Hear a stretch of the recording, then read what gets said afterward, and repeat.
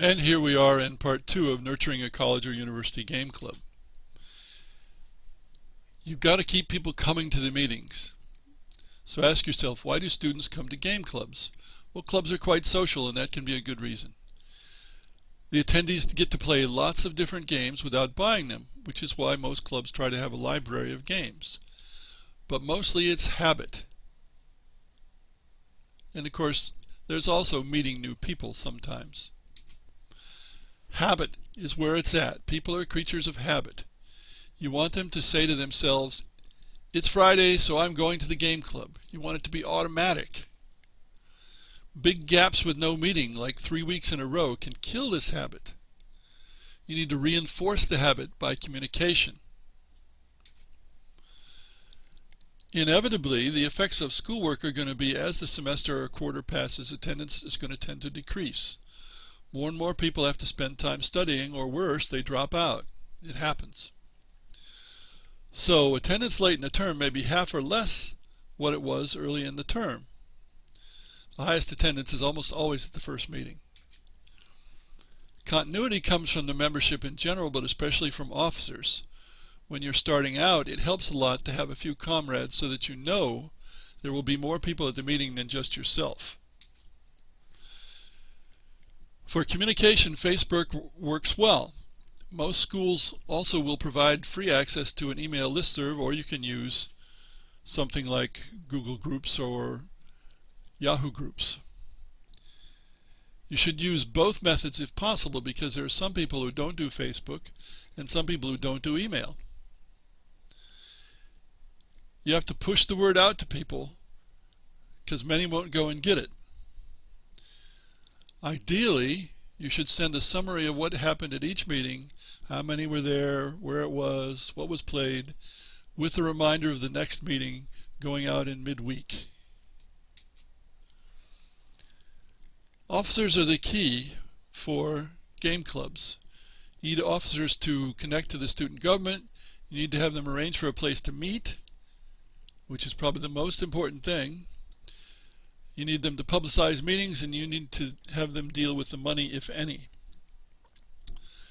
Pretty obviously, if the officers cannot manage to attend the meetings, they're most unlikely to get anything done. And a sure sign that things are not going well in a game club is when officers are not attending the meetings.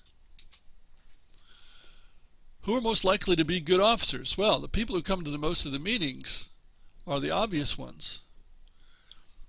People who are not about to graduate, although an officer for 1 year is better than an officer not at all.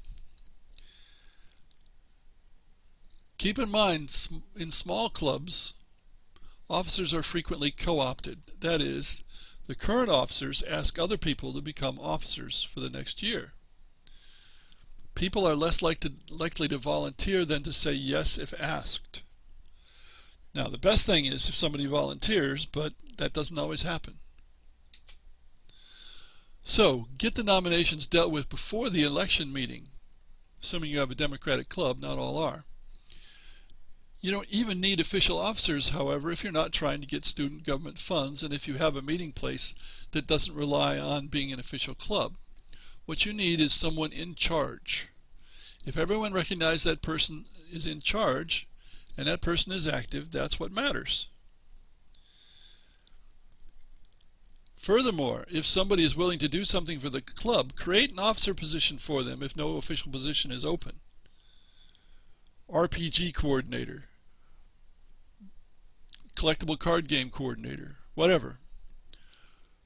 Provide a list of officers to all the members and a way to get in touch with those officers.